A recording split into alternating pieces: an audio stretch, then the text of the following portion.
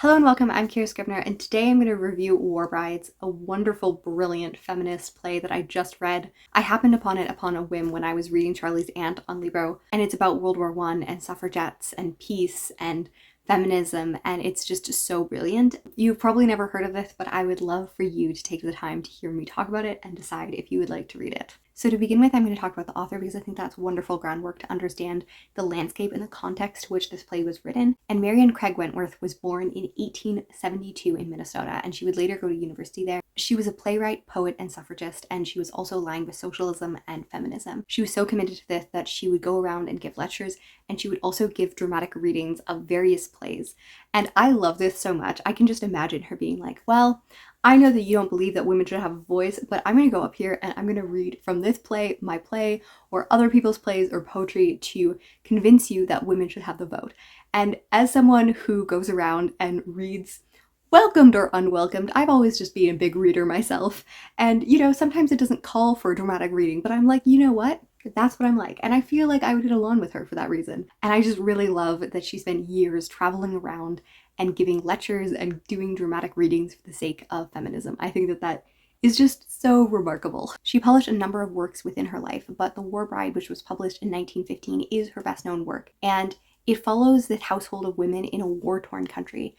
And it primarily follows Amelia, who is a woman who wants to be a nurse. She wants to go to the front lines and help with her country, and yet she's being pressured to marry. And it also follows her sister-in-law, Hedwig, who is very outspoken about the war, and her husband is now at the front and she's expecting a child, and they think that she is unruly and because she is not committed to the idea of breeding for her nation, and she believes in peace. It is a darkly feminist book that showcases sexual harassment, forced marriage, coercion. I am so impressed by the way that Wentworth tells the story so quickly. It is a one-act play and it loses not a word in the execution or the story. There is a few elements where I could have liked it to be beefed up a little bit at the end, but I think that overall it was remarkably good at showcasing this entire story in one act, in one room, and a little bit outside, and we see the ways in which this story can be so brilliantly told. Another interesting aspect is that Wentworth was American, but it is a very German-coded play. For the main characters are named things like Hans and Hedwig, and we have talk about the Emperor and the fatherland. And this book was originally written in 1915 when World War I was not a year old. And I never really thought about this as a Canadian because in my mind, the war started in 1914, but Americans didn't join, I think, until 1917. And that could definitely be a case for why she sent it into Germany, because the war had not yet come to the United States. But it's interesting that she set it in a German-coded place rather than in a place like Britain or France or even Belgium. There's not a lot of research or academic analysis of this play, but I would love to hear someone who knows a little bit more about her life, why it was German coded. Like, you could say that a lot of it is about the perpetuation of war and about like dreadnoughts and all of these aspects that she says later on that women don't care about these things. And a big aspect of the beginning of World War I was the arms race of development between Germany and Britain. And that could be said about Germany, but it could just as easily be said about Britain. So it's very interesting that it was made to be in Germany. So to set the scene, we have Amelia, and she is in this war-torn country and she is excited. She wants to be a nurse and she wants to go to the front lines. She has 3 older brothers who have all gone to war, and she has a younger brother who is still in the home. And she lives otherwise with her mother and her sister-in-law, the wife of the oldest brother. And the beginning of the play begins with the title. It's called War Brides, and we begin with the cheers because large amounts of people are getting married, like 20 to 30 people, and they just line them all up and make them say the vows. And in the context of this is the idea that we want them to get married. We want to reward these boys for being soldiers, but we also want children. We want progeny for the next generation if they die. And I don't know if it was quite this dramatic. I could be mistaken, and I've never heard these stories, but it definitely sets the scene. And we have Amelia, and her mother is asking her, like, you're a pretty girl, like, have you been asked by anyone? And Amelia answers her mother saying she was asked by Hans Hoffman yesterday. And the exchange that I'm going to read follows after. And her mother says, "The young and handsome lieutenant, you were lucky. You said yes?"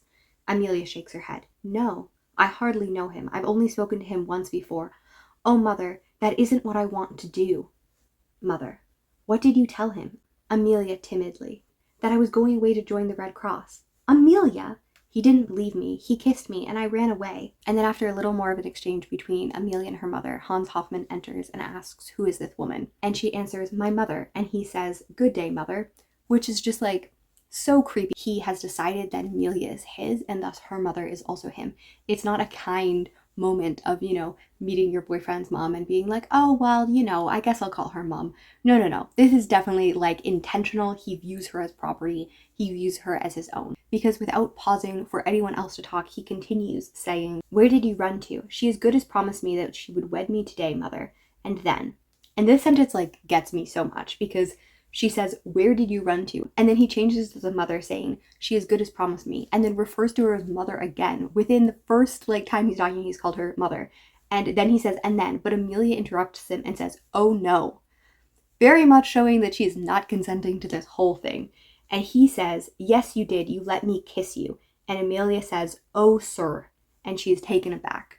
And my goodness, this man did not believe her, forced himself upon her, and made it assume that he would be married to her. And then he comes into her house and addresses her mother as mother and demands why she stood him up.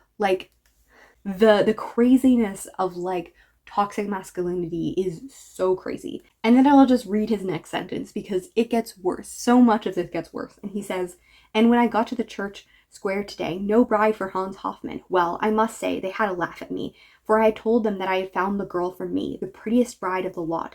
But tomorrow, and Amelia cuts him off and says, I can't. And this scene has so many Gaston vibes, like the fact that he's referring to himself as third person, that he's talking about the prettiest lot, that he does not know this woman or care about her dreams or anything about her. And Amelia is very much the bell roll, being like, I can't, I don't want this, none of this. It continues and it gets worse because she says, I can't. And then Hoffman, who takes hold of her, says, oh yes, you can. I won't bother you, Lond. I'm going off to the front any day now. Come, promise me. What do you say, mother? Do I need to dissect that sentence for so many of the wrong things that are going on? The fact that he takes hold of her, physically touching her in a time when that is not okay. And then he says, oh yes, you can. I won't bother you, Lond. I'm off to the front any day. Come, promise me, exclamation mark. What do you say, mother? Ugh. And then mother says slowly, I should like to see her wed. Ugh. And then Hoffman responds, there. Amelia, shrinking from both him and the idea, says, but I don't know you well enough yet. I must say, I love the stage directions on this. Normally you can avoid the stage directions, but this is very clear. The fact that she is he's grabbing hold of her, she is shrinking back from him at the idea and also him. Just impeccable. The stage directions could be their own play. It is just poetry. Then we have Hoffman, who, this one is just peak terribleness. Well, look me over. You don't need to know anything about me. I am handsome. I am the handsome lieutenant. Don't worry about it. Don't you think I'm good enough for her, mother? Besides, we can't stop to think of such things now, Amelia. It's wartime. This is an emergency measure. And then I'm a soldier, likely to die for my country. That ought to count for something. A good deal, I should say. If you love your country, and you do, don't you, Amelia? Oh, yes, Amelia said. Well, then we can get married and acquainted after. He pulls out all the stops on being, so manipulative. The fact that he says, well, look at me, and then says, don't you think I'm good enough? Brings in the mother, then goes back to talking about her and, downplaying, it's wartime and all of these things. And, the fact that, don't you want to do this for your country? Don't you love your country, Amelia? Marry me. And Amelia's response is just so sad, because she just says, I wanted to be a nurse. And then Hoffman says, nonsense. Pretty girls like you should marry. The priests and the generals have commanded it. It's for the fatherland. Ought she not wed, mother? Mother, nodding impersonally. Aye, it is for the fatherland, they ask. Hoffman. Of course, it's your patriotic duty, Amelia. You're funny. All you young women are tickled by the chance, but you are the one I have picked out, and I'm going to have you. Now there's a good girl. Promise. I, have a speech impediment, and that might be why I can't say patriotic very well, but I also think that I'm just so disgusted by the word that I can't say it. And, you're funny, just downplaying herself, calling her silly. All you young women are tickled, everyone loves me, don't you worry. But you're the one I've picked out. Don't you know that I'm special because I've chosen you as my special prize? And I'm going to have you. Now that's a good girl. Promise. Every word of that is terrible. So terrible. And then it's around this time that the play takes on a very different note. We are introduced to Hedwig, which is Amelia's sister-in-law, and she is already married, and she's very outspoken about this. And she is disgusted at the idea of being called a war bride. She was engaged for multiple years to Hans, and she wanted to marry him, and the war just prompted that. It wasn't the idea of just this breeding And she is very worried that her husband is dead. She is not excited for being pregnant, and her mother-in-law is concerned about this. She's very worried. And we have some moments in which she is talking to the people and they are very outraged. And I want to read some of these as well because these are some pretty hefty moments. And in this section, she's talking against war brides and against her desire to have children for the empire. And she says, "You want me to breed a soldier for the empire, to restock the land. And for what? For food for the next generation's cannon." I think that that's a great line. Impeccable. "Oh, it is an insult to our womanhood. You violate all the things that make marriage sacred. Are we women never to get up from the dust? You never asked us if we wanted war, yet you ask us to gather the crops, cut the woods, keep the world going, drudge and slave and wait and agonize, lose our all and go on bearing more men and more to be shot down. If we breed the men for you, why don't you let us say what is to become of them? Do we want them shot the very breath of our life?" Like, wow. That is a powerful thing, because it's also looking at the fact that in this role, women are taking on the role of farmers and drivers and all of these things that have typically been men. We have, women's revolution during the First World War, and this is covering this. And she's also saying that if we're doing all of these things, why don't we have a voice in the government? Why don't we have a voice in the say? You can see the suffragist movement moving under there. And then one of her later speeches also reminds me of one of my favorite short stories. It's by Liam O'Flaherty, and it is also published around this time, and it is set in Ireland during the Civil War. And in this, he's talking about a man who's a sniper, and we get to see the real reflection of the fact that people are fighting against family and brothers and all of these people that they know because of the Civil War. And I think that this one is really powerful. She's talking about how she met Franz in the factory and how he didn't believe in the war any more than she did. And she says, "And yet he had to go. He dreaded lest he meet his friends on the other side. You remember those two young men from across the border. They worked all one winter, side by side in the factory with Franz. They went home to join the regiment when the war was let loose on us. He never could stand it. Franz couldn't, if he was ordered to drive his bayonet into them. Oh, it is monstrous. And for what? For what?" And then Arno, who is the younger brother who is still at home, says, "It is our duty. We belong to the fatherland. I would willingly give my life for my country." And Hedwig responds, "I would willingly give mine for peace." And I think that's so impeccable. Like, it's such a powerful sentence. She's talking about this familiarity, how close these people that they're fighting. And she also uses the sentence, "The war was let loose on us," rather than "war broke out." She's not making war its own noun. She's saying the war is something that happened because of men. And I think that that allows agency. It's not a passive thing. War is not the noun. The men who let loose the war on us are. And I think that is just wonderful, wonderful criticism. This is some of her other quotes from a conversation with one of the captains. And she says, "Then one day we will stop giving you men. Look at mother, 4 sons torn from her in 1 month, and none of you asked her if she wanted war. You keep us here helpless. We don't want dreadnoughts and armies and fighting. We women, you tear our husbands, our sons from us. You never ask us to help you find a better way. And haven't we anything to say?" The captain responds, "No, war is man's business."